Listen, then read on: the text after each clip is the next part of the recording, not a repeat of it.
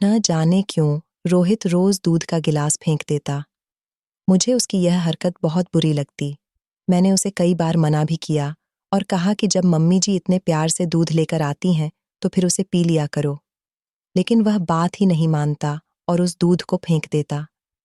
लेकिन आज मैंने सोच लिया था कि उसे दूध फेंकने नहीं दूंगी, बल्कि मैंने उससे दूध को लेकर साइड पर रख दिया। उसने मुझे कहा भी कि दूध गिरा दो, लेकिन मैंने कहा मैं अभी गिराती हूँ, और फिर थोड़ी देर बाद मैंने वह दूध पी लिया। लेकिन मुझे नहीं खबर थी कि दूध पीने के बाद मेरे साथ।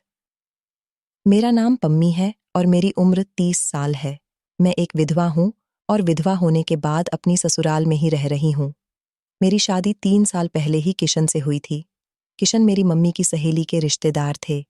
यह रिश्ता किशन की मर्जी और पसंद के मुताबिक हुआ था। हमारा इन लोगों से मिलना जुलना तो नहीं था, लेकिन एक रिश्तेदार के घर पार्टी पर हमारी मुलाकात हुई। किशन को मैं पहली नज़र में ही अच्छी लगी थी। मेरी मम्मी वैसे भी मेरे रिश्ते के लिए बहुत परेशान थीं, इसलिए किशन का रिश्ता आते ही उन्होंने फौरन स्वीकार कर लिया था। दरअसल मम्मी को खुद विधवा हुए बहुत साल हो गए थे। पापा का बचपन में ही देहांत हो गया था और उसके बाद मम्मी ने अकेले तन्हा मेरी परवरिश की थी। मेरा और कोई बहन भाई भी नहीं था। मैं अपनी मम्मी की इकलौती औलाद थी, इसीलिए मम्मी की खुशियों का इकलौता सहारा मैं ही थी। मम्मी ने छोटी मोटी नौकरियां करके मेरी परवरिश की। वह तो रब की कृपा थी कि घर अपना था, जिसके कारण काफ़ी आसानी रही। मैं जब 18 साल की हुई तो मम्मी ने मेरा रिश्ता देखना शुरू कर दिया, लेकिन लड़के वालों की तो बहुत ज़्यादा डिमांड थी। वह दहेज में हर चीज़ चाहते थे और मम्मी बेचारी एक आम घरेलू औरत थी। छोटी मोटी मजदूरी करके मुझे पाल रही थी। वह कैसे लड़के वालों की डिमांड के अनुसार इतना ज़्यादा दहेज देती। इसीलिए समय गुजरता रहा। मेरा हुस्न और मेरी पढ़ाई भी मेरे किसी काम ना आ सके, और देखते देखते मैं 27 साल की हो गई। मम्मी की अब रातों की नींद उड़ चुकी थी और उन्हें एक पल भी चैन नहीं था। वह चाहती थी कि उनके मरने से पहले मेरी शादी हो जाए, और अक्सर वह इस बात का इजहार भी करती रहती, क्योंकि मेरे रिश्ते की परेशानी ने मम्मी को ब्लड प्रेशर और शुगर जैसी बीमारी दे दी थी। वह रातों को सो नहीं पाती थी। मैं हालांकि उन्हें बहुत समझाती थी कि मम्मी, आप अपनी सेहत खराब मत करें। आप भगवान पर भरोसा करें। जहां मेरी किस्मत जुड़ी है वह तो मुझे मिलकर रहेगा, लेकिन वह माँ थी, उनको मेरे भविष्य की चिंता थी, इसलिए वह मेरा घर बसा हुआ देखना चाहती थी। मम्मी ने तो रिश्तेदारों से भी मिलना जुलना कम कर दिया था, क्योंकि लोग हमदर्दी जताते थे और गरीब समझकर दान देने की कोशिश करते, जबकि मम्मी की खुददार तबीयत को यह गवारा नहीं था। इसीलिए रिश्तेदारों के घर जाना ही छोड़ दिया था। एक दिन मम्मी की एक सहेली अपने बेटे की शादी का कार्ड लेकर आई थी। मम्मी को खुशी तो बहुत हुई, लेकिन एक उदासी ने भी घेर लिया, क्योंकि उनका बेटा जवान था और मम्मी का कम मेल मिलाप होने की वजह से यह रिश्ता भी हाथों से निकल गया था। मैंने मम्मी से कहा कि हम दोनों मिलकर जरूर जाएंगे और शादी में भरपूर एंजॉय करेंगे, क्योंकि बहुत समय हो गया था। हम दोनों माँ बेटी कहीं पर नहीं गए थे, इसीलिए मैंने अपने लिए खास तौर पर सफ़ेद कुर्ती, शरारा और रेड सितारों वाला दुपट्टा तैयार करवाया और मम्मी को साथ लेकर शादी पर चली गई। शादी पर ही किशन और उनकी मम्मी मौजूद थे। किशन ने मुझे पहली नज़र में ही पसंद कर लिया और यूं मेरी शादी झटपट ही तय हो गई और मैं ब्याह कर किशन के घर चली आई। किशन एक बहुत अच्छे और प्यार करने वाले पति साबित हुए थे। मैं बहुत खुशकिस्मती थी कि किशन मेरी जिंदगी में आए। किशन ने हर तरह से मेरा ख्याल रखा और उनकी कोशिश होती कि मेरी हर ज़रूरत को पूरा कर सकें। मम्मी भी हमें खुश देखकर बहुत खुश थीं। मेरी सास का रवैया कभी अच्छा, कभी कभी बुरा हो जाता, लेकिन मैं नज़रअंदाज कर देती, क्योंकि घरों में ऐसी छोटी मोटी मामूली बातें हो जाती हैं। खुशियों के झूले में झूलते न जाने कैसे 3 साल गुजर गए, पता ही नहीं चला।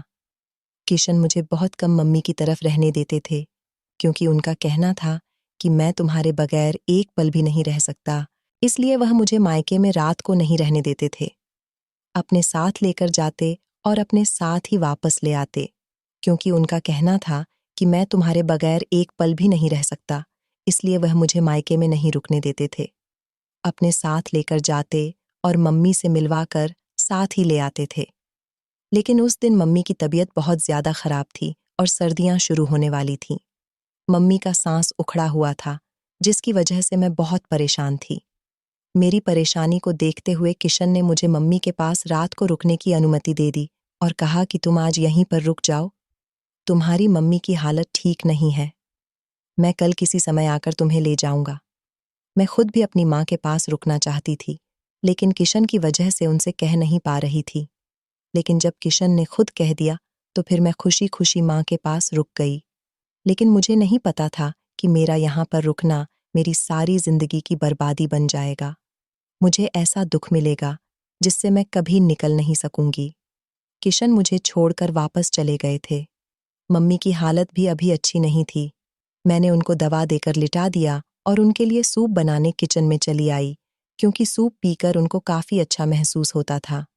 मम्मी को सूप पिलाकर मैं उनके पास ही सोने के लिए लेट गई और बिल्कुल इसी तरह उनके साथ लिपट गई, जैसे शादी से पहले उनके साथ लिपट कर सोया करती थी। लेकिन आधी रात को एक फ़ोन आया जिसने मेरी दुनिया ही उजाड़ दी। फ़ोन किशन के घर से आया था। फ़ोन पर किशन का छोटा भाई रोहित था, जिसका कहना था कि भाभी भाई अब हम सबको छोड़कर चले गए। हमारी दुनिया उजड़ गई, हम अनाथ हो गए, भाभी भाई मर गए हैं। ये बात सुनी थी कि मेरे पैरों तले से ज़मीन निकल गई और आंखें पत्थर की हो गईं। मैंने बार बार रोहित से पूछा, रोहित क्या हुआ? तुम क्या बकवास कर रहे हो? क्या हुआ है मेरे किशन को? लेकिन तब तक फ़ोन बंद हो चुका था। मैंने मम्मी की हालत की भी परवाह नहीं की और पागलों की तरह बाहर की तरफ भागी थी। मम्मी मुझे पीछे से आवाज़ देती रह गई, पम्मी, रुको तो सही, क्या हुआ है? मुझे तो बताओ। लेकिन मुझ में इतनी हिम्मत नहीं थी कि मैं मम्मी को कुछ बताती। मैं इसी तरह भागकर सड़क पर आई और एक रिक्शा को हाथ देकर उसमें बैठ गई थी। दिल ही दिल में मैं यह प्रार्थना कर रही थी कि भगवान सब कुछ ठीक हो। रोहित ने मजाक किया हो या किशन ने मुझे बुलाने की खातिर रोहित से यह फ़ोन करवाया हो, लेकिन ऐसा कुछ ना हुआ हो। मैं बार बार यही दुआ मांग रही थी, लेकिन मेरी सारी दुआएं रद्द हो गई थीं। मैं जब अपनी ससुराल पहुंची तो देखा, वहां पर तो मातम का माहौल था। लोगों की भीड़ थी और हर आंख से आंसू गिर रहे थे। हर कोई रो रहा था। सामने मेरा किशन बेजान शरीर के साथ लेटा हुआ था, आंखें बंद किए हुए इतना मासूम लग रहा था जैसे अभी ही आंखें खोल देगा। मैं एकदम आगे बढ़ी और फिर बेहोश होकर वहीं गिर गई। न जाने कितने समय के बाद मैं होश में आई, और जब होश में आई तब किशन का अंतिम संस्कार हो चुका था, लेकिन मेरा तो मातम अब शुरू हुआ था। मैं निढाल हो चुकी थी और किशन के जाने को दिल से भुला नहीं पा रही थी। बार बार उनका हंसता मुस्कुराता चेहरा मेरी निगाहों के सामने आ रहा था। वह हमेशा मुझे यही कहते थे कि कभी मुझे छोड़कर मत जाना, वरना मैं मर जाऊंगा। और शादी के बाद ये पहली रात थी जब मैं उनसे अलग थी, और उसी रात किशन इस दुनिया से चले गए थे। मुझे तो अभी तक यही नहीं पता था कि किशन को हुआ क्या था। मैं अपने कमरे में बैठी हुई थी, किशन को याद करके रो रही थी। 3 दिन गुजर चुके थे तो मैंने अपनी सास से पूछा, आखिर किशन को हुआ क्या था? तो मेरी सास कहने लगी, पता नहीं। मैं तो अपने कमरे में आराम कर रही थी। अचानक एकदम शोर हुआ था।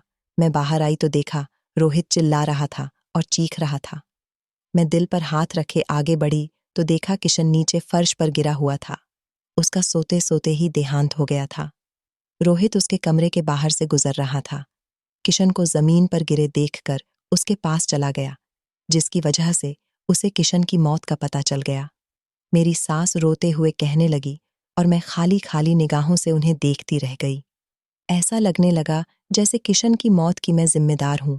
अगर उस रात मैं किशन के पास होती तो शायद किशन इस तरह तड़प तड़प कर अपनी जान न दे देता। पता नहीं उसके साथ क्या हुआ था। कोई भी तो उसके पास उसकी मदद के लिए नहीं था। काश उस रात मैं उसके पास होती। किशन की मौत मेरे लिए एक अनसुलझी पहेली बन गई थी। अच्छा भला जवान, खूबसूरत और सेहतमंद किशन कैसे एकदम मौत की नींद सो सकता था? मेरे दिल को किसी भी तरह चैन नहीं आ रहा था। मेरा तो कोई सहारा भी नहीं था। किशन की कोई निशानी नहीं थी जिसके साथ लगकर मेरा दिल बहल जाता। किशन को गए 3 महीने हो गए थे।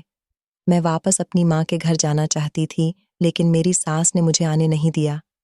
वह यही कहने लगी कि तुम मेरे पास किशन की निशानी हो, तुम में से मुझे किशन की खुशबू आती है।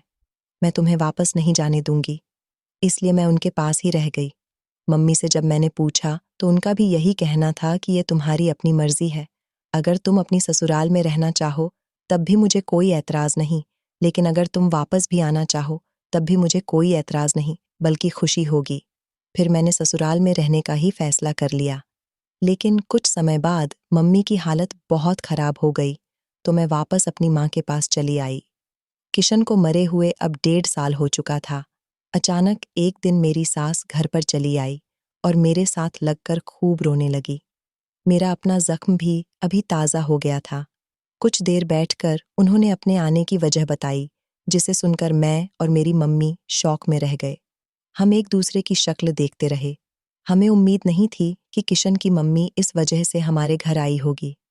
मेरी सास के आने का कारण जानकर मम्मी खामोश हो गई और कहने लगी, मैं ये फैसला अकेले कर नहीं सकती, इसलिए मुझे पम्मी से पूछना पड़ेगा।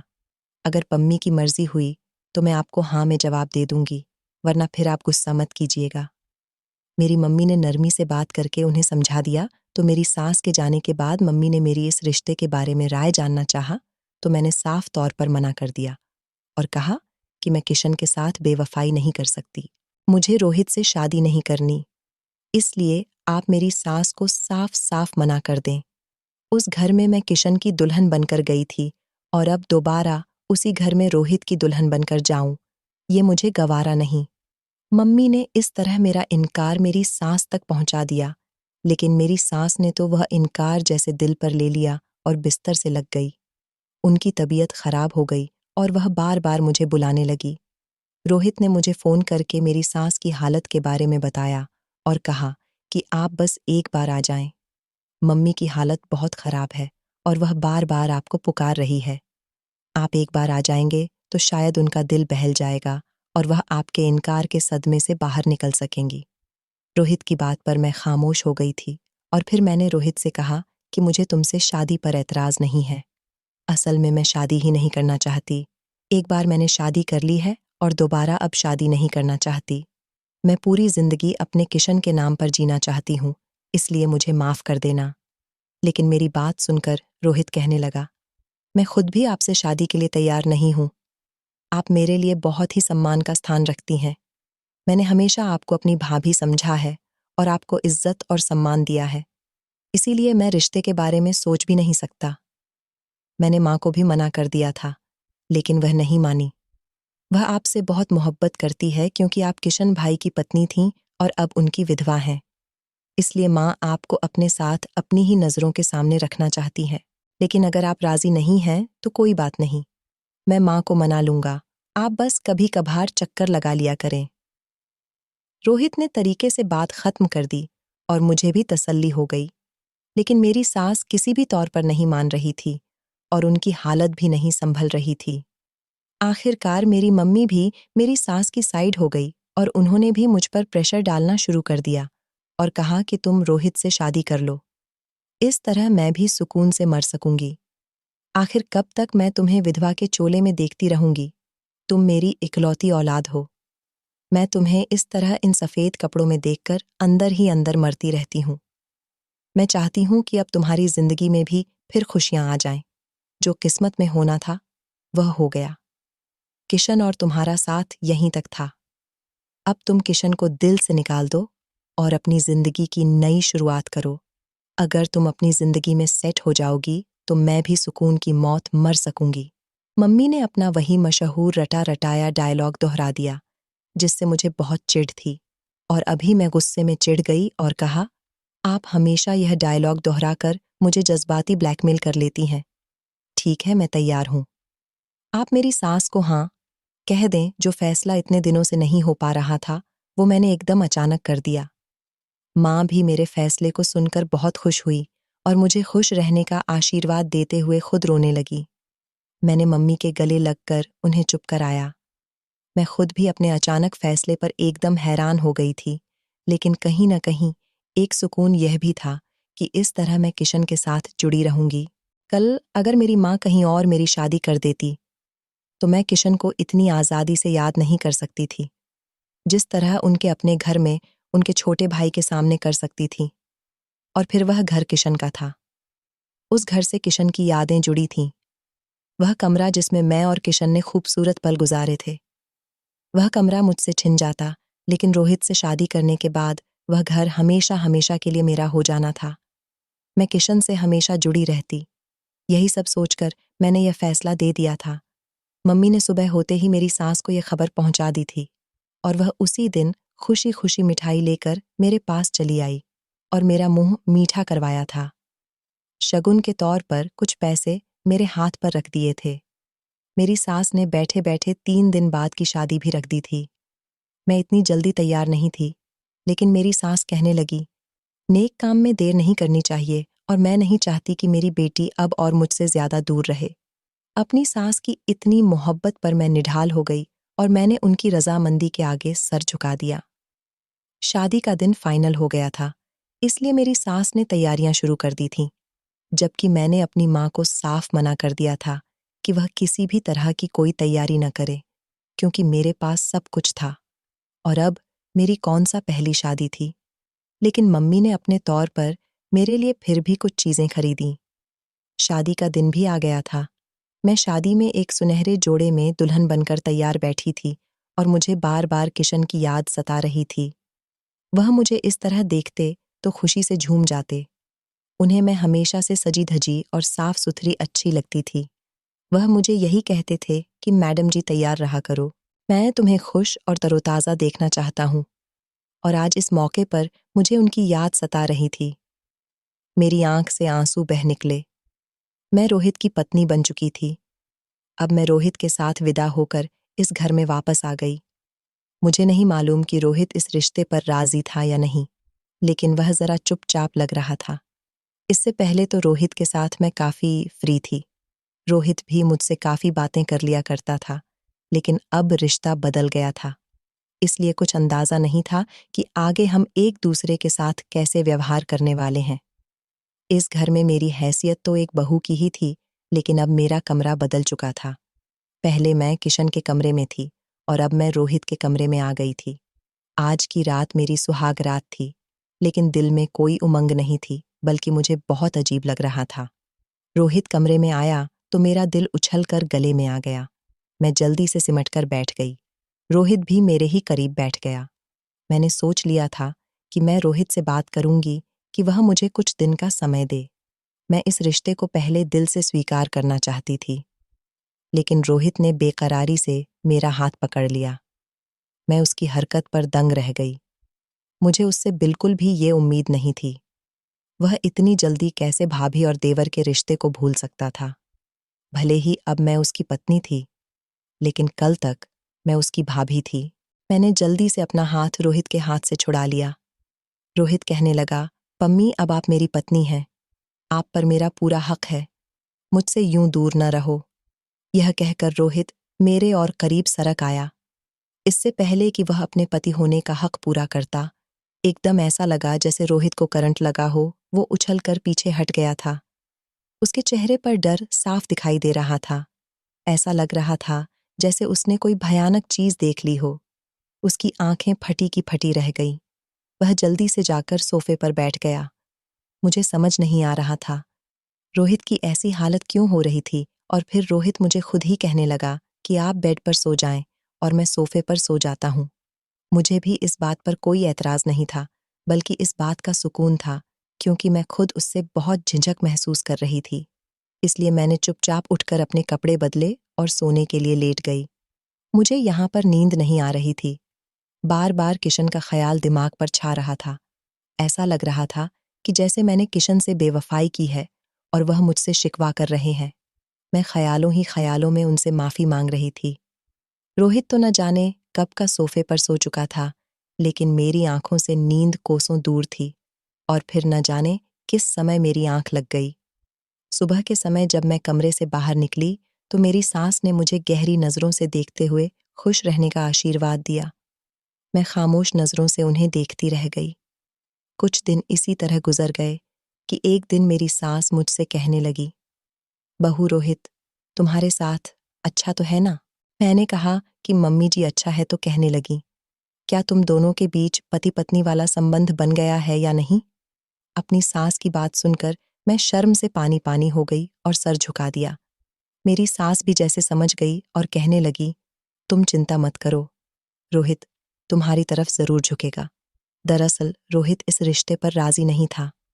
मैंने अपनी खुदगर्जी में उसको तुमसे शादी पर राजी किया, लेकिन देखना, एक दिन वह जरूर तुम्हारी तरफ आएगा और तुम्हें एक अच्छे और सच्चे पति जैसी मोहब्बत देगा।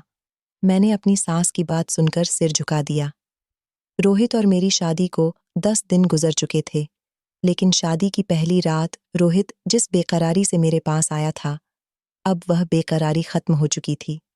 अब रोहित मेरे करीब नहीं आता था, वह मुझसे दूर दूर रहता था। ऐसा लगता था कि जैसे वह मेरे करीब तो आना चाहता है, लेकिन पता नहीं उसे कोई चीज रोक रही हो। रोहित की हालत अब मुझे अजीब सी लगने लगी थी। वह रात को अचानक उठकर बैठ जाता और बहुत देर तक कमरे में इधर उधर टहलता रहता। मैंने उससे पूछा भी, लेकिन उसने मुझे कुछ नहीं बताया। तंग आकर एक दिन मैंने अपनी सास से बात की। मेरी सास यह सब सुनकर हैरान रह गई। उन्होंने पूछा, क्या रोहित ने तुम्हें एक बार भी हाथ नहीं लगाया? तो मैंने सिर झुका दिया और वह मेरी चुप्पी का मतलब समझ गई। मेरी सास भी परेशान हो चुकी थी। शादी को 10 दिन गुजर चुके थे, लेकिन हम दोनों के बीच पति पत्नी वाला कोई संबंध नहीं बना था। मेरी सास किसी सोच में डूब गई थी। उसी रात मेरी सास ने रोहित को अपने कमरे में बुलाया था। पता नहीं दोनों माँ बेटे कमरे के अंदर क्या मीटिंग कर रहे थे। और फिर अगली रात जब मैं कमरे में चली गई, तो मेरी सास कुछ देर बाद ही दूध का गिलास लेकर आई, जिसमें केसर मिला हुआ था। कहने लगी, ये रोहित को पिला देना, उसका दिल तुम्हारी तरफ जरूर झुकेगा, उसके दिल में तुम्हारे लिए मोहब्बत बढ़ेगी। मैंने उनकी बात सुनकर सर हिला दिया और दूर साइड टेबल पर रख दिया। कुछ देर बाद ही रोहित भी कमरे में आ गया और मैंने उसे कहा कि ये दूध पी लो, लेकिन रोहित ने अजीब हरकत की। उसने वह गिलास उठाकर बाथरूम में फेंक दिया। मैं उसकी इस हरकत से हैरान रह गई। मैंने उसे कुछ नहीं कहा। सुबह नाश्ते की मेज पर अचानक मेरी सास ने रोहित से पूछ लिया, क्या तुमने दूध पिया था? तो वह कहने लगा, नहीं, भाई ने सपने में आकर मना कर दिया था, तो मैंने उसे नहीं पिया। रोहित ने इतनी रुखाई से जवाब दिया कि मैं चुप रह गई, जबकि मेरी सास भी खामोश हो गई। अब हर रोज ही ऐसा होता। मेरी सास केसर मिला दूध मुझे कमरे में पकड़ा देती और कहती कि रोहित को पिला देना, लेकिन मैं रोहित से कहती तो वह दूध पीता ही नहीं, उलटा उसे बाथरूम में फेंक देता। मुझे रोहित पर अब गुस्सा आने लगा था कि आखिर वह ऐसा क्यों करता है, और अब मुझे अपनी सास पर भी गुस्सा आता कि अगर वह दूध नहीं पीता तो वह उसे न दिया करे। इस तरह रोज दूध को फेंकने से क्या फायदा? लेकिन मेरी सास भी रेगुलर दूध का गिलास कमरे में रख जाती और रोहित भी रेगुलर दूध गिरा देता। उस दिन तो मैं रोहित के साथ इस बात पर लड़ पड़ी थी।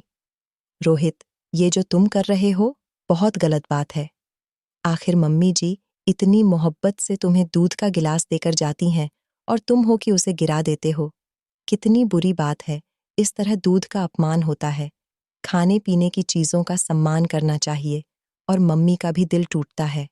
रोहित कुछ पल खामोशी से मुझे देखता रहा और फिर कहने लगा, मैंने आपको पहले ही कहा था कि भाई ने सपने में आकर मुझे मना किया है कि दूध नहीं पीना। इस वजह से मैं दूध नहीं पीता और न ही कभी पीऊंगा। मम्मी को भी ये बात समझनी चाहिए, लेकिन न जाने क्यों वह नहीं समझती। रोहित ने रूखा सा जवाब दिया तो मैं चुप हो गई। मुझे समझ नहीं आ रहा था कि रोहित के साथ क्या समस्या है। रोहित ने मुझसे शादी तो कर ली थी, लेकिन अभी तक हमारे बीच कोई भी रिश्ता नहीं बन पाया था। जो शादीशुदा जोड़ों में रोमांस पाया जाता है, वह मेरे और रोहित के बीच नहीं था।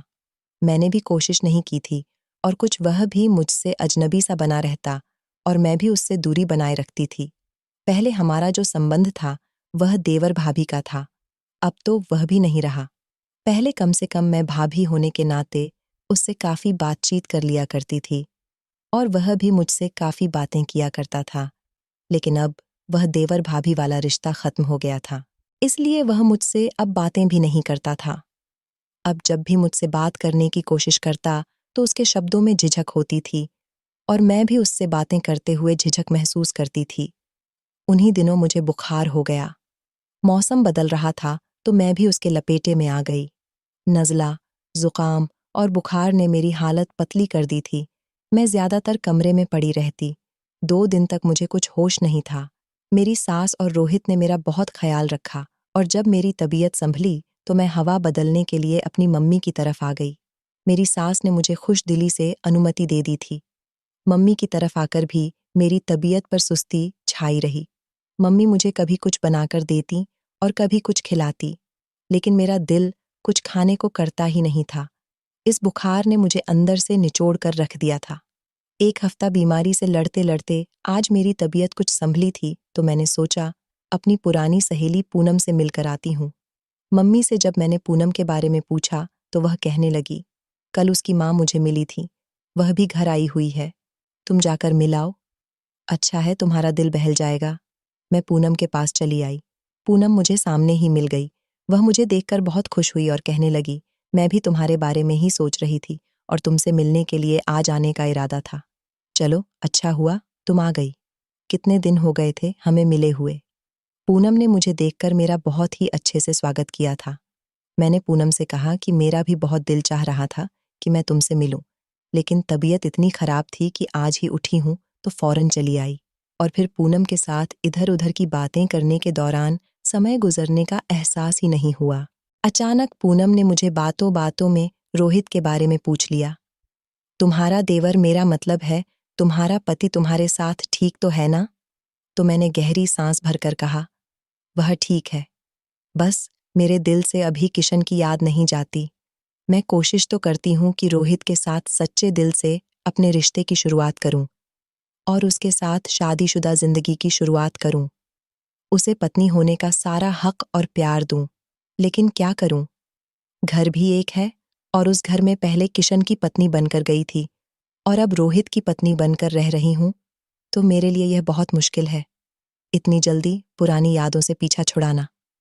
मैंने कहा तो पूनम ने सिर हिला दिया और मेरे हाथ पर हाथ रखकर कहने लगी, बस तुम हिम्मत मत हारन। कोशिश करो कि किशन भाई की यादों को दिल से निकाल कर रोहित को खुले दिल से अपना लो, फिर देखना जिंदगी कितनी खूबसूरत हो जाएगी। मैंने भी पूनम की बात पर सर हिला दिया और फिर उससे मिलकर वापस घर आ गई। घर आते ही मैंने अपनी मम्मी से कह दिया कि कल मैं अपने घर वापस चली जाऊंगी। बहुत दिन हो गए हैं। मेरी सास और रोहित न जाने किस तरह गुजारा कर रहे होंगे।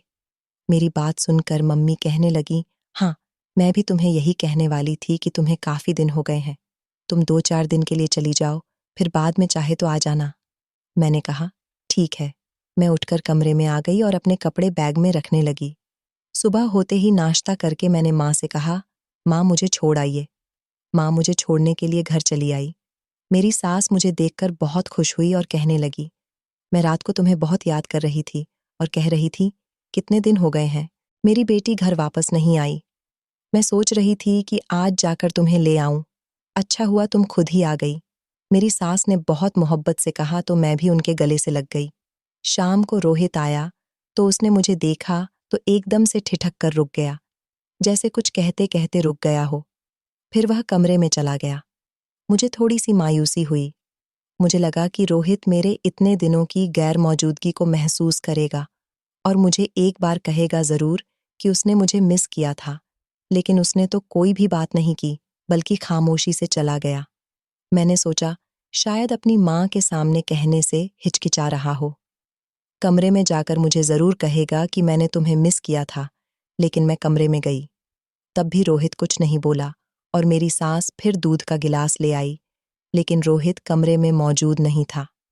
कपड़े चेंज करने के बाद वह बाहर चला गया था। मैंने अपनी सास से कहा भी कि आप इसे वापस ले जाएं। रोहित दूध तो पीता ही नहीं, बल्कि उलटा इसे बाथरूम में गिरा देता है, तो वह कहने लगी, मोहब्बत से पिलाना तो वह जरूर पी लेगा। मैंने खामोशी से गिलास पकड़कर रख दिया। मेरी सास चली गई तो न जाने मेरे दिल में क्या ख्याल आया कि मैंने वह गिलास उठाकर खुद पी लिया और बेड पर लेट गई। रोहित का इंतजार करते करते मेरी आंखों में नींद आने लगी थी। अभी कुछ ही देर गुजरी थी कि अचानक मुझे अपना मरा हुआ पति किशन दिखाई दिया। किशन कमरे में आए और वह मुझसे कह रहे थे कि अगर तुम्हें अपनी जान प्यारी है तो यहाँ से चली जाओ, यहाँ पर मत रहो। वह चिल्ला चिल्लाकर मुझसे यही कह रहे थे। मैं एक झटके से उठ बैठी और अपने आसपास नजर घुमाकर देखा। किशन कहीं पर भी नहीं थे। इसका मतलब ये मेरा सपना था, लेकिन सपने में आकर किशन मुझे ऐसा क्यों कह रहे थे? मुझे इस घर से भागने के लिए क्यों कह रहे थे? मैं एकदम उठकर बाहर की तरफ भागी। मेरी सास ने मुझे बाहर की तरफ आते देखा तो परेशानी से पूछने लगी, क्या हुआ बेटा, सब ठीक तो है? मैंने कहा, नहीं, कमरे में किशन है वहां पर। मैंने बौखलाए हुए अंदाज में कमरे की तरफ इशारा करते हुए कहा। तो मेरी सास खुद भी डर गई और एकदम उठकर कमरे की तरफ गई। लेकिन वहां से वापस आने के बाद वह कहने लगी कि वहां पर तो कोई भी नहीं है, कमरा बिल्कुल खाली है। तुम्हें जरूर कोई गलतफहमी हुई है। लेकिन मैं अपना सर दोनों हाथों में थाम कर बैठ गई और कहने लगी, नहीं, किशन आए थे। मैंने अपनी आंखों से देखा था और वह मुझे कह रहे थे कि अगर तुम्हें जान प्यारी है तो यहां से चली जाओ। मैं इसका क्या मतलब समझूं? मैं बेबसी से रोने लगी। मेरी बात सुनकर मेरी सास का चेहरा एकदम से पीला पड़ गया और मुझे देखते हुए कहने लगी। सास ने धीरे आवाज में पूछा, क्या कहा किशन ने?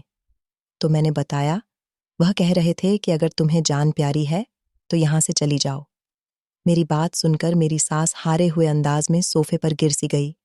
अपनी सास का अंदाज मुझे कुछ अलग सा लगा, इसलिए मैंने उनसे पूछा, क्या हुआ मम्मी जी? आप ये सुनकर इतना परेशान क्यों हो गई हैं? मेरी बात पर मेरी सास की आंखों से आंसू बहने लगे और फिर वह जोर जोर से रोने लगी। अब मैं बहुत ज्यादा परेशान हो चुकी थी।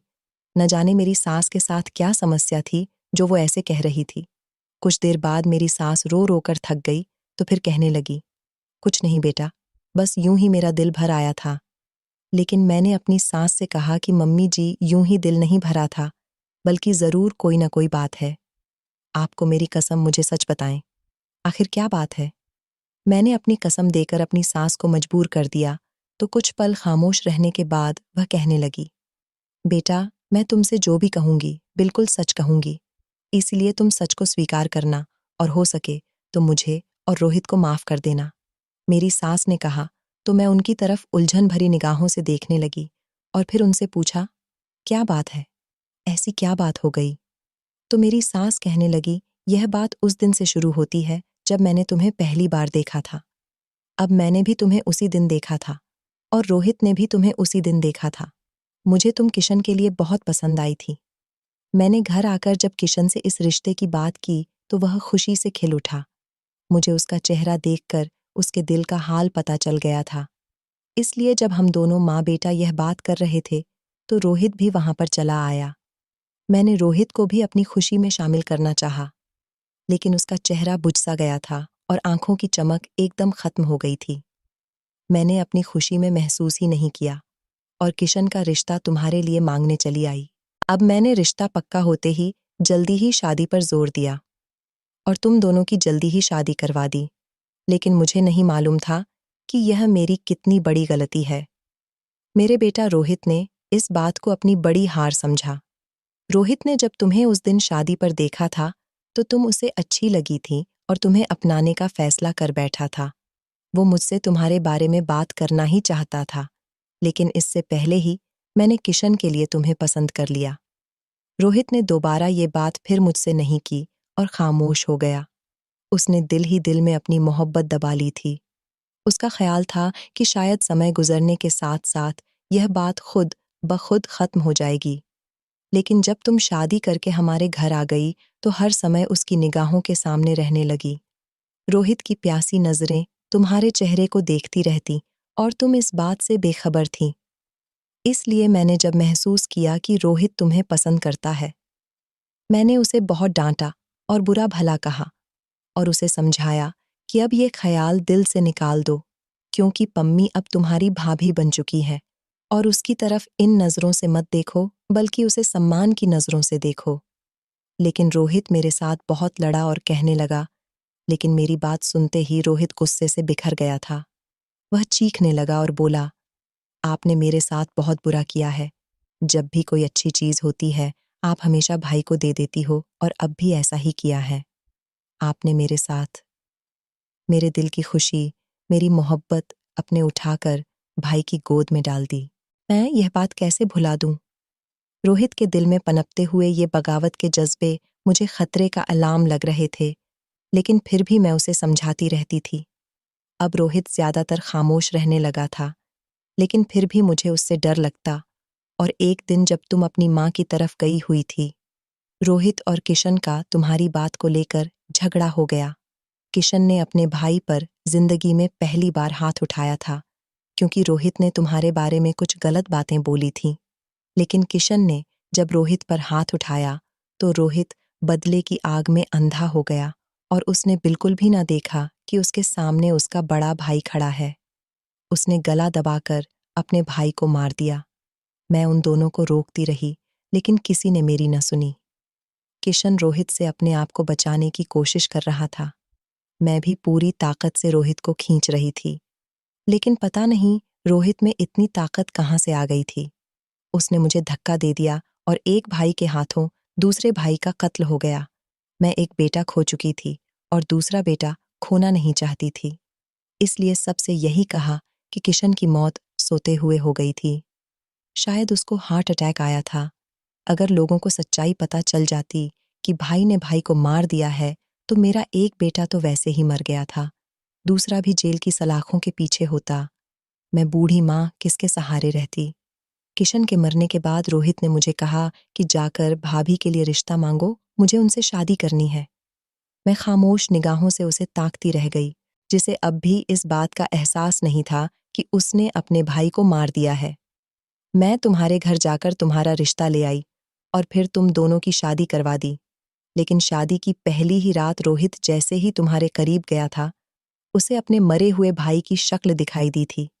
किशन उसे अपनी आंखों के सामने साफ दिखाई दे रहा था और तभी तो डरकर रोहित तुम्हारे पास दोबारा नहीं गया था। जब भी वह तुम्हारे पास जाने की कोशिश करता, तो उसे किशन की शक्ल दिखाई देने लगती थी और वह डर जाता था। जब मुझे पता चला कि तुम्हारे बीच अभी तक शादीशुदा संबंध नहीं बना है, तो मैंने रोहित से बात की थी। रोहित ने मुझे सब बता दिया था कि मुझे भाई का चेहरा दिखाई देता है। जैसे ही मैं पम्मी के करीब जाने की कोशिश करता हूँ, मैं किशन को तो खो चुकी थी, लेकिन मैं रोहित और अब तुम्हारा परिवार बनाना चाहती थी।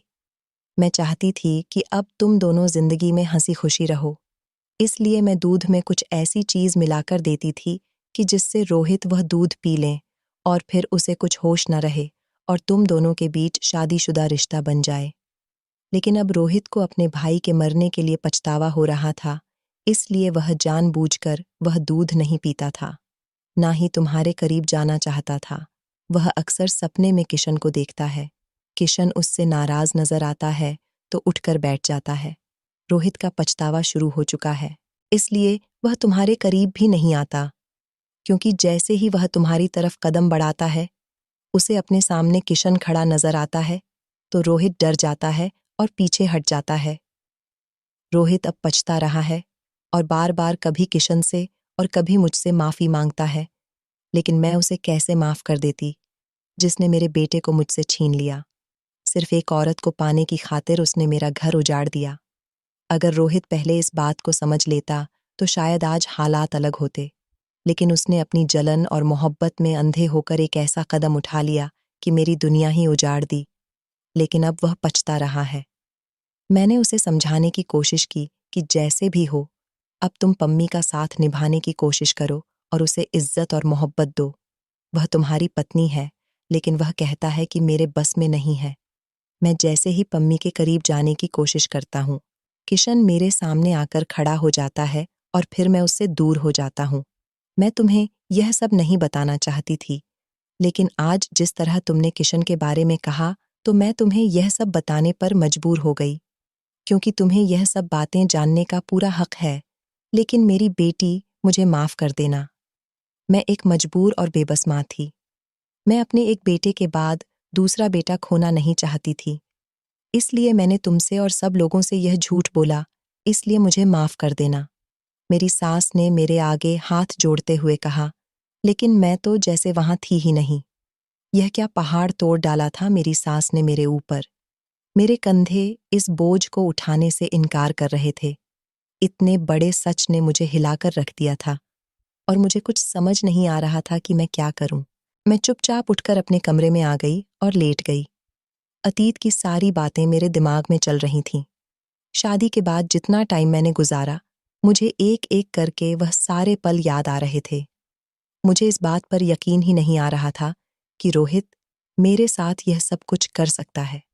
मैं एकदम उठकर बैग में कपड़े डालने लगी और वापस अपनी माँ की तरफ आ गई। मेरी सास मुझे रोकती रह गई, लेकिन मैं नहीं रुकी, बल्कि मैंने इरादा कर लिया था कि मैं यहाँ वापस कभी नहीं आऊंगी, न ही इन लोगों से कोई संबंध रखूंगी। रोहित को भी खबर हो गई थी कि मैं उसके बारे में सब कुछ जान गई हूँ। उसने मुझसे माफ़ी मांगने की बहुत कोशिश की, लेकिन मैंने अपना दिल पत्थर कर लिया और कान उसकी तरफ से बंद कर लिए। मेरी माँ ने जो मुझे इस हाल में देखा, तो वह बार बार पूछती, लेकिन मैंने अभी तक अपनी माँ को इस बारे में कुछ नहीं बताया था, क्योंकि मैं नहीं चाहती थी कि जिस तरह मैं इस दुख से गुजर रही थी, वही दुख अपनी माँ को भी दूं।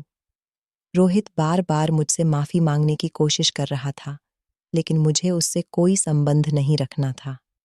मैंने अपनी सास को भी साफ साफ मना कर दिया था कि मुझसे किसी भी तरह का कोई संबंध न रखें। मम्मी के घर आए हुए मुझे 2 साल गुजर चुके थे। मम्मी को इस मामले की खबर नहीं थी कि आखिर हो क्या गया था, और न ही मैंने उनको बताया था। मेरा अभी वापस जाने का इरादा नहीं है। मैं अपनी बाकी की जिंदगी अपनी माँ के साथ ही गुजारना चाहती हूँ।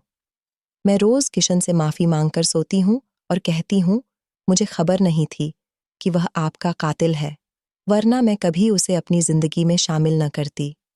मैंने तो उसे आपका भाई समझा था, लेकिन वही आपका कातिल निकला। ये बात सुनकर किशन मुस्कुरा देते हैं और मुझे भी तसल्ली हो जाती है कि उन्होंने मुझे माफ कर दिया है। बाकी की जिंदगी शायद इसी तरह गुजारनी है, क्योंकि अब शादी के नाम से मुझे नफरत हो चुकी है। दोस्तों, आपको क्या लगता है? क्या मुझे रोहित को माफ कर देना चाहिए और अपनी शादीशुदा जिंदगी की शुरुआत रोहित के साथ करना चाहिए? अपनी राय कमेंट बॉक्स में जरूर देना। तो इस कहानी के बारे में आपकी क्या राय है? कमेंट करके ज़रूर बताइएगा दोस्तों, आपको हमारी ये कहानी कैसी लगी? आप हमें कमेंट बॉक्स में ज़रूर बताइए। यदि आपके पास भी ऐसी कोई प्यारी सी कहानी है, या फिर ऐसी कोई कहानी जिससे कुछ शिक्षा मिले, तो आप हमारे साथ उसको ज़रूर शेयर करें। दोस्तों, यदि आपको हमारी ये वीडियो अच्छी लगे, तो आप हमारी इस वीडियो को लाइक शेयर ज़रूर करें, और ऐसी ही दिल को छू लेने वाली प्रेरणादायक कहानियाँ सुनने के लिए हमारे चैनल को भी सब्सक्राइब करें। यदि आप हमें फेसबुक पर देख रहे हैं, तो आप हमारे फेसबुक पेज को लाइक और फॉलो ज़रूर करें। तो दोस्तों, फिर मिलते हैं ऐसी ही ज़बरदस्त कहानी या टिप्स के साथ नई वीडियो में। तब तक के लिए धन्यवाद। आप सभी अपना ख्याल रखना।